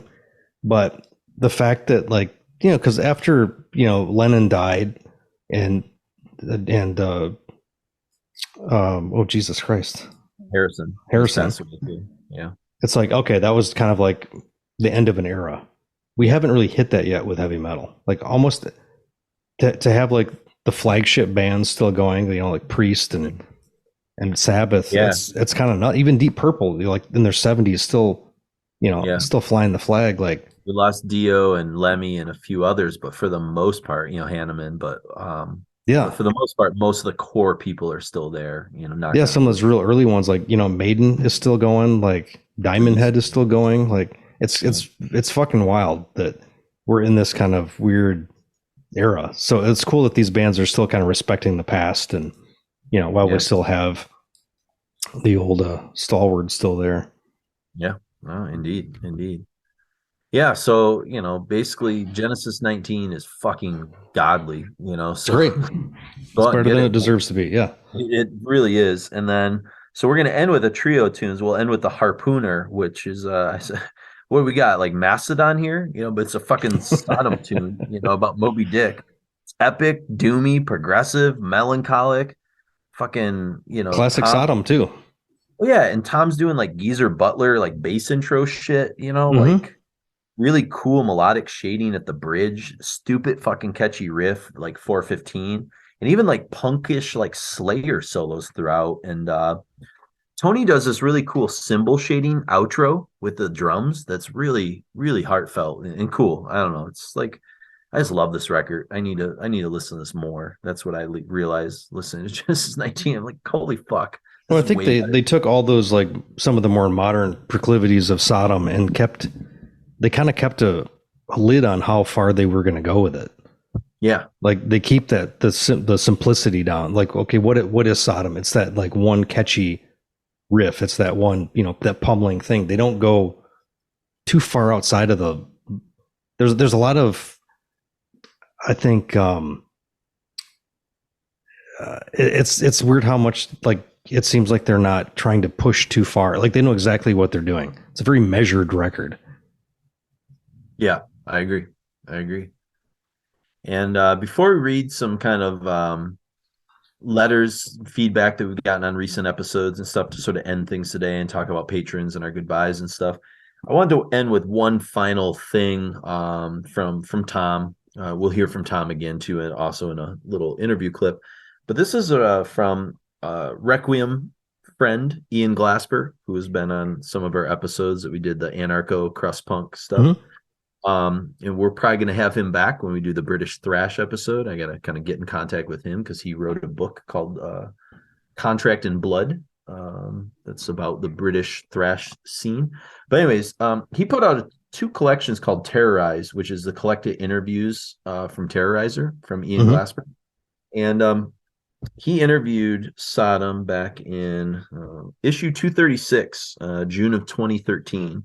So that would have been Epitome of Torture kind of era.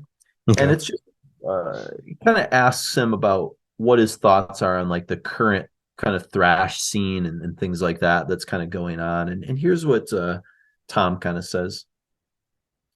He says, "Oh yes, it's changed over the years. In the beginning, thrash metal was a kind of revolution and something special. Just a handful of bands did it. I think the whole metal scene has changed for the worse now because it's getting more confusing in these times. I also hate to keep talking about a thrash revival because we never stopped doing it. This music is established and will always be so. But I've realized now that there's a new generation of very young fans growing up who actually prefer the older and historical bands to the new ones anyways. So like I said already, the spirit of thrash will never die. And for us, we just always do the music we like without any dictation from labels and publishers with all their commercial expectations. There is no pressure. We are successful in the way we write our songs, and we know exactly what the Sodom fans expect. We are in fact blinded when we start the writing process and never look at what other bands do. That doesn't concern us in the slightest. But seriously, 30 years is a long time as a band in anyone's book. Just what is the secret of their longevity? And more importantly, where do they go from here to stay relevant?" He says, "We are authentic and indigenous," reckons Tom, as to the secret behind their enduring popularity. "We never changed our style. We always try to write a better and better songs, but we also try to keep the spirit of the 80s alive too. We don't want to ever disappoint our fans." So I think that's fitting, for a guy that has kind of steered the ship for multiple decades and, still reaching their high point. I'm really curious what the next record that they do. Well, they had their 40th anniversary in 2021. They did, and they put together they re-recorded 40 years at war. Yeah. Yeah, they re-recorded a bunch of old songs and things like that. I would have picked that up when it first came out, but I've seen a handful of them around, but I was hoping it was like the entire discography.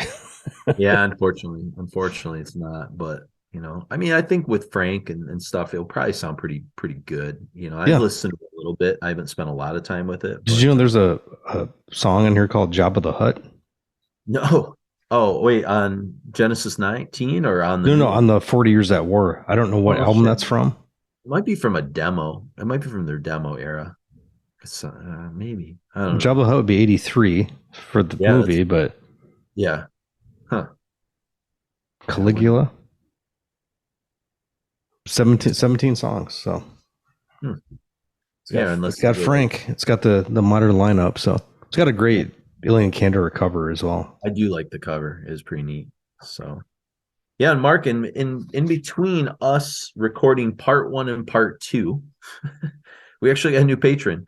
That's awesome. Shout out to Jason Duran. We already announced some patrons in part 1. New patrons: Michael Held, Roop Groove, Frippe Persson, John Burkhold, and Daniela Petro. So we'll throw Jason Duran into the mix too. Thank you again. If you would like to become a patron, go to patreon.com/Requiem podcast, and you can sign up, be a monthly patron. $5 a month, $10 a month gets you exclusive episodes. We're going to be recording an exclusive bonus thrash episode on the Belgian Dutch thrash scene here pretty quick in the next couple weeks. So that's something that's exclusive for patrons only, and there's a whole handful of other kind of benefits that sort of come with that. Yeah, and plus, hey, support what we're doing. We do this for free. We volunteer all this, and we don't charge you. It's commercial free. And, it's a tip jar, for when did you go to the coffee shop this week? How much you spend? Exactly. I've got a drive-through Big B here that I can easily drop $8 to $10 per visit. That's it. So if we give you as much enjoyment as a couple cups of coffee, we would much appreciate it. We do, indeed. And before we get out of here, too, you can get in contact with us. Send us some feedback. Go on Spotify, leave us a star rating. Go on Apple Podcasts, leave us a star rating, leave us a review. We do appreciate that. You can go and find us on Facebook, Jason and Mark. You can contact us that way. In fact, Mark, we just opened up for the patrons. We have an exclusive Patreon page on Facebook for those patrons that are there. And we opened up like a new chat. It's pretty cool. I don't know if you joined it or not, but is that what? I don't know anything about this because I'm not normally on Facebook.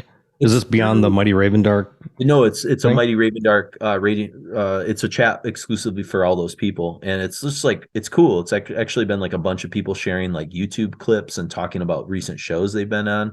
It's pretty fun. It's almost like our private little thing, and I'll kind of like check in sometimes and throw my own 2 cents and stuff. But it's just like kind of almost a community that of like kind of metalheads that share like a love for Requiem and the different stuff that we're doing to kind of exchange info and talk about stuff. And so that's awesome. That's fun. So, but yeah, you can get a hold of us there. You can go on Instagram, Requiem Metal Podcast, at Podcast Requiem on Twitter, also known as X now. They just changed the app on my phone this morning, so it's now the X app instead of Twitter. How do you feel about that, being a big X-Men fan? Well, if it was as cool as X-Men, I would care, but I don't. I haven't been on. I remember I got a beta invite to Twitter when it first started, and I think it's been almost 12 years since I've been on Twitter. It's I wouldn't be on Twitter if it weren't for the podcast.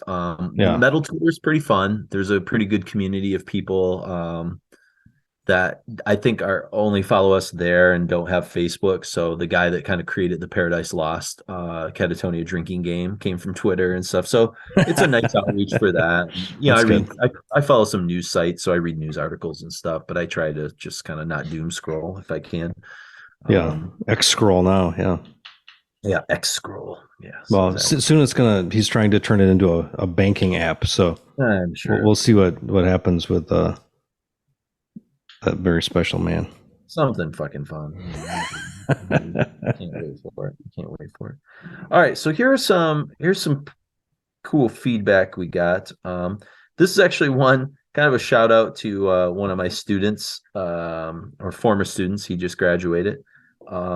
They wrote like letters to teachers like that they had kind of inspiration from, and this is pretty funny. It says, "Thank you for showing me Brave Murder Day. The record literally changed the way I hear music." Love it. This is from Dave Hobson. He says, "I have to share this here as no one I know will appreciate it. I just drove alone 11 hours round trip to see Voivod for the first time live. Holy fucking shit. It's absurd how good and fun these guys live were." Anyways, I thought there was something else that was on there about Requiem. Okay, but Dave's one of our patrons, so he was just sharing that. Let's see. Voivod are always, anytime they're near you, go see them. They're great. Yeah. All right, Nolan Bradley. I just rolled credits on the recent episode. This is the Rebel Girls episode, and honestly, when it was announced, I wasn't sure how invested I would be since it was new territory for me. But that couldn't have been a more informative, engaging ride that brought me in almost immediately. There was quite a trajectory to the Rebel Girl, Riot Girl scene that I was never aware of. As a scene movement, scene/slash movement, I'd only ever caught wind of it. Well, after the fact, and very minimally at that.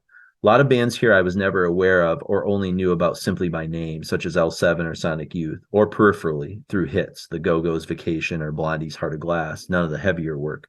Honestly, the only band covered I had any connection was Hole, and even they debuted a bit before my time. Celebrity Skin was a big release for me growing up. I was either 12 or 13 when it released, and I even got caught shoplifting a copy of it from my local store. Believe that was the first time I ever felt shame for music choice too. He said, growing up in a small town, everyone at school heard about it, and the next day, one of the things to ask folks first went with, of all the CDs to steal, why would you go with Hole? Pretty funny. He says, love that you guys really went outside the music choice too. So love that you guys really went outside the norm with this episode, as I found it to be a lot of fun. Gave me an opportunity to revisit some bands I haven't thought much about over the years, as well as some new ones to check out and at least see what they were all about. As always, appreciate the work you guys put into this. You all never disappoint. Thanks.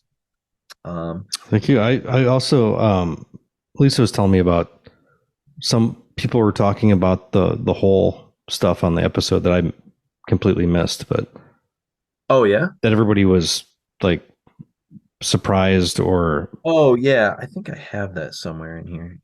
I'll get to it. I'm kind of scrolling through different things. Like of all the things, are we going to get a whole episode? Like, probably not, but we're always honest on our opinions and how we feel about stuff. That's pretty fun. All right, I'll go to the top of this shit. Okay, come on. Download messages here.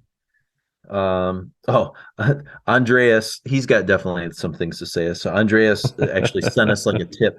He sent us some money, and he says, Susie Quattro is my first patch. 75 minutes in, I can already tell this episode will be on the pantheon of the best ones. He says, P.S. the best Patreon comment costs you another $40. So we buttered him up apparently. And then the patron number one, right? Yeah, patron number one. Yeah. Kyle Doman, one of our patrons, says, I got lucky you released this episode when you did. My wife was actually okay with this and interested in listening to it in our drive from Texas to Iowa. They give us quite a few things to discuss along the way.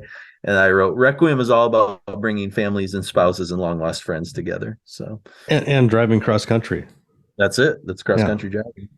Jordan Bondo has a couple comments. This is one about Venom. He says, man, it's been a while since I posted anything. It's been busy. Says, first Venom, thanks for that. One of you said you originally didn't really give them much attention early on because Welcome to Hell sounded like shit. I'm in the same boat. My first exposure, and here's something I share with Jordan, this is pretty interesting. My first exposure then was the Witching Hour cover on Slayer's Live Intrusion VHS. I loved Slayer and Machine Head a lot at the time, so when I learned that was a Venom song, I checked that album out. And it sucked. Okay, it doesn't suck. I was like 14 at the time, and it didn't sound like Slayer or Machine Head, so it sucked. I went back and listened to those albums after listening to the episodes, and Venom definitely doesn't suck. I'm working through the Entombed episode. I know I've been editing and reposting stuff to the new podcast feed, but I'm a little behind on actually listening to the episodes. There was a comment about people's entry points to bands being very different. American versus Metal Blade era Slayer being an example. I think my introduction to Slayer was a Live Intrusion video. Divine Intervention was out at the time, so that's what I really tied into. I worked my way backward from there and loved everything. I was just learning guitar. Hang on. I was just learning guitar at the time, so it made my mission to learn every Slayer song I made it my mission to learn every Slayer song I could. I would go down to the music store and just play Slayer songs in the back. My friend's mom was a manager there, so they actually let me hang out and do whatever. That's actually how I got hooked up with the guy in one of my bands. The bassist worked there and asked me to come to practice. I know a lot of people don't like that album, and I really don't care for much after that album, but I still really like it. I'm listening to it right now. Thanks again. The new window into a band I knew about but didn't pay attention to. Thank you. Most people didn't care about what Divine. I think I love Divine, but I like Divine in retrospect. When it first came out, I thought it was crap. Yeah, but I can see that. I compare like I hold it up there as fairly high now, as far as their their later career goes. Yeah, I agree. I mean, that was the first. It's my favorite Paul Bostaph record. Yeah, no, it's. That's a pretty easy choice for me. I mean, I don't mind like half of God Hates Us All and probably like a third of Diablos I really like. But is he on God Hates Us All? Pretty sure. I think Dave comes back for Christ's Illusion. So I think Christ's Illusion is I'd like to do a show on. I think just on that record. It's great. Yeah, as the last like classic Slayer lineup too. I think it's a really great record. I thought Dave was on the next one. What was the next one? The one from like 2010, 2011. Why can't I think of it? I've only got one Slayer tattoo that's mixed in with everything else. So you should know the lineup, dude. I think it's World Painted Blood. World Painted Blood's decent, but I thought Dave was on that. He is. He is on that. Okay.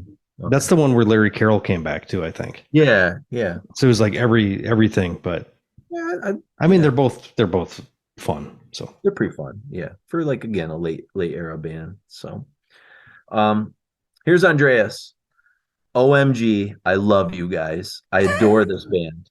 Top 3 show in my life, Faith No More and L7 in a club in Barcelona. Danita punched a guy less than 5 feet away from me, and Mike Patton wore my t-shirt. He asked the audience to throw him their t-shirts, and I was the fastest one. He did the flex muscles. P.S. I got so excited by seeing the L7 pick that I totally missed the Babes in Toyland one. Amazing band, Cat fucking rules, and Laurie Barbero kicked ass. I'm pretty sure the 2 records I listened to the most in 1992-93 were Dirt and Fontanelle. PS2. From a different era and a more punk-oriented approach, but a very similar attitude, Betty Blowtorch were phenomenal. Are You Man Enough is among my favorite records of the century, and Hell on Wheels is one of my most kick-ass album openers ever recorded. R.I.P. Bianca. I don't think I've heard of Betty Blowtorch. I don't think I've ever heard of them before. Have you? No, I don't believe so. Yeah. He says, PS3, and last, before starting the listen, I want to state for the record that if you guys also cover the Gits in the episode, I'll wear a t-shirt with both your faces for an entire month.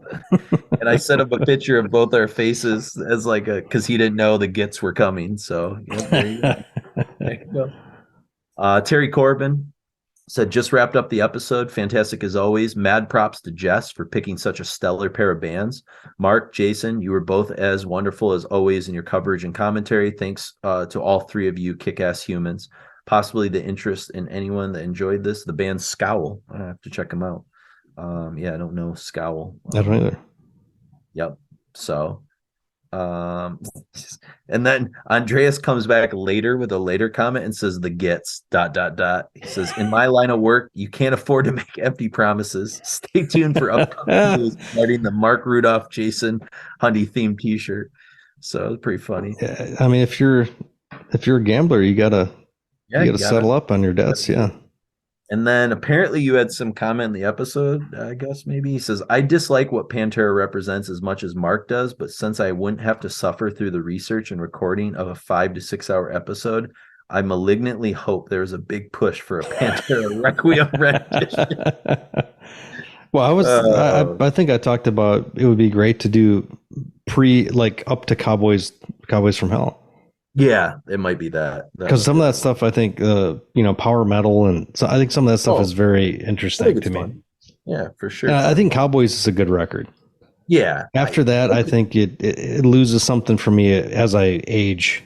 It's like too aggro for my own. I get that for sure.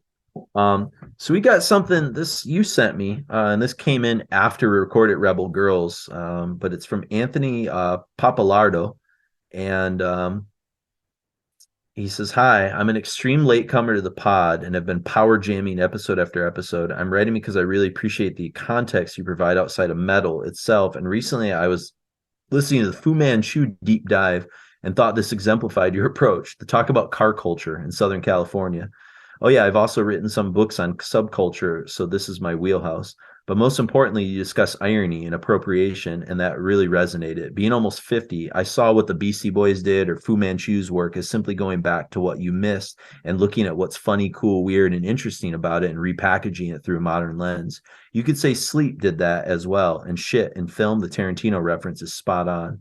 What I had to hit you about is that what I first noticed about movies such as Superbad or emo bands appropriating hair metal tropes and how the rebirth of the 90s and even indie sleaze is that people are doing the same thing and that they're digging back a decade or two, but they aren't doing anything interesting with the references. I wouldn't disagree. Yeah. Yeah. Everything is just, wow, that's funny. If anything, they're taking 90s emo or indie and making it more commercial. And in the scope of movies, they're copying the photocopy by repeating other filmmakers without having any connection to it. Yeah, that's good insight. Anyways, what I love about Fu Manchu, they package all the shit I thought was cool about the 70s and missed, and the nostalgia of the 80s with humor, wit, and skill. And thank you to the podcast for getting me thinking and most importantly, sparked. Take care. Sweet. Thank you. Thank you. Yeah, I would prefer you not refer to us as a pod because that has nothing to do with that. That's just my own, Gotcha. My own thing. Like if anything, it's a cast or but a pod is either something like that somebody lives inside or a derogatory term for a dick. But a podcast, we're a cast. The pod part doesn't really it's funny that people adopted that as like that was the technology that delivered it, but it's no longer with us, and people decide to use that. But we appreciate the content. Yeah, so you just call it cast, right? Would be the short. Yeah, I mean, we're basically like we're a radio show without a network. Yeah, that's it. That's us. Yeah, you know, like we're there's no pod involved anymore. And I did hear from Jess. She was very proud of the episode. I didn't screenshot her comment that she had originally kind of sent to me or whatever, but she was really happy with how it turned out. I heard from a couple other people too. Luke Walker, one of my good friends who's just kind of moved back from Taiwan. I kind of asked him, I said, you know, as a history teacher, as a guy that teaches kind of controversial issues and tries to like contextualize things in a way that's appropriate. I said, how did Mark and I kind of handle sort of a difficult subject matter? He said, for two straight white dudes, we did about as best as humanly possible. So I took that as like a good compliment in terms of dealing with like feminist issues and things like that. So that made me happy. And then one last comment. This just came in a couple days ago from Jordan Bondo. He says, finally finished the Rebel Girls episode. Man, that was an adventure. I knew most of the groups you guys talked about and played for the most part, but I have to admit, it's pretty funny. I had L7 confused with Drain STH. I was dead sure. That's okay. I think Tony Iommi married the chick from Drain STH. Yeah, I didn't know that. I was dead sure that when you got into talking about them and playing their songs, I'd recognize it a lot more. I didn't. So I had to go on a little trip of my own and figure out who the hell I was thinking of. I just kind of accidentally stumbled across horror wrestling scrolling through my library and realized that's who I was thinking of. I remember being really into them in the 90s, probably because we were so into Alice in Chains. Fun fact, the vocalist of Drain STH, Maria Stroholm, is married to Tony Iommi. So there you go. I didn't even remember. Very, very happily I knew that because of I read his autobiography like 4 years ago or something. There you go. I don't remember them getting a mention during the episode, so if anyone wants Alice in Chains Dirt but with chicks, give that a listen. All right, have to check it out. I remember them, but I thought they were new metal, maybe not so like another group I was into back was Veruca Salt. Same with me. I like their early stuff. They kind of lost me after 8 Arms to Hold You, and I can't say there's something I'd listen to now, but I remember hearing them at the time and kind of recognizing them as another group of girls who were rocking along with the guys. So thank you, Jordan. Appreciate that. Absolutely. So, yeah, good feedback. And like I said, nothing but positives I heard. I didn't hear too many critiques at all. I didn't get called out for being a hater. Yeah. At all. Yeah, no, I mean, I think there was one, I'll have to find it, but like there was somebody else in our feed, and this is probably what Lisa was kind of talking about, who came to the same conclusion that you did. They were like, I recognized, like, going back, like how much I actually liked Hole, and that surprised the shit out of me. Like it was like kind of fascinating.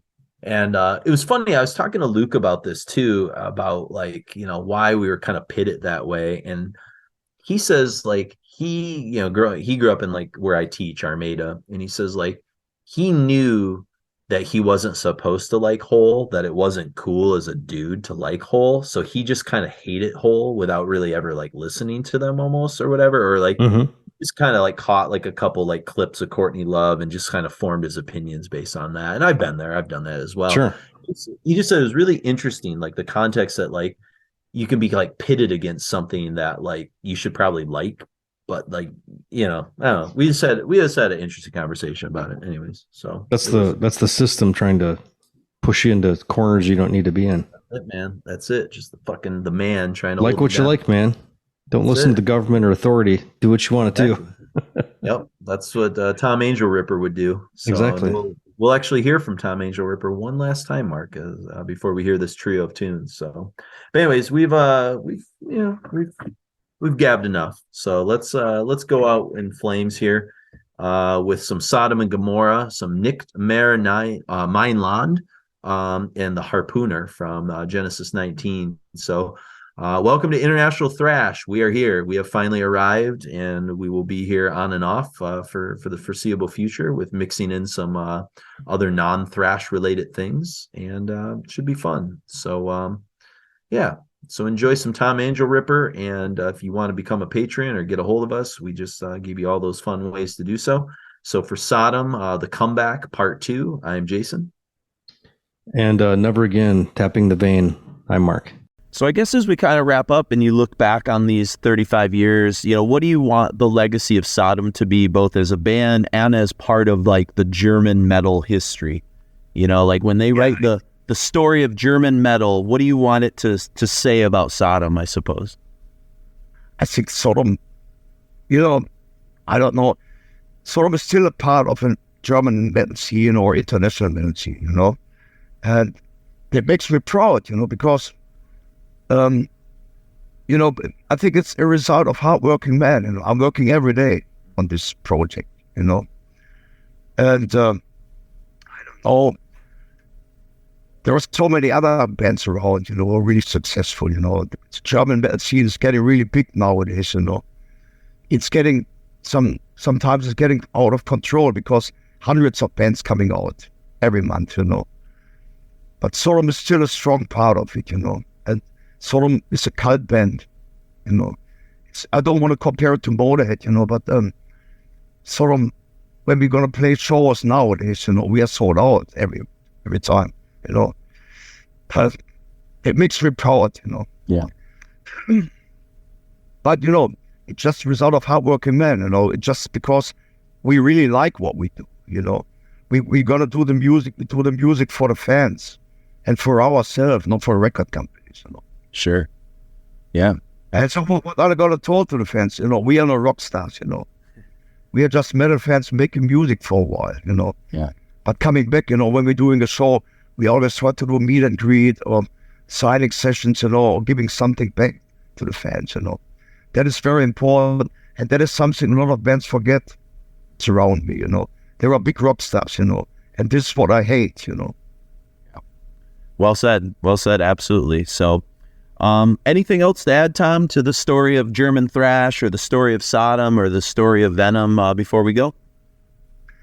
I think the story of Sodom, I want, what my dream is writing a book about it, But I need more time to do it, But I can tell without Venom, I wouldn't be here, That is something I really know, because Venom was the biggest inspiration doing this, And I want to thank to Kronos, Maybe I met him sometimes, and he's not really interested in talking about music, It's like when you talk with Lemmy, I remember a couple of years ago, you cannot talk about music, He's not really interested in what other bands do, But Kronos, for me, he was God, Yeah.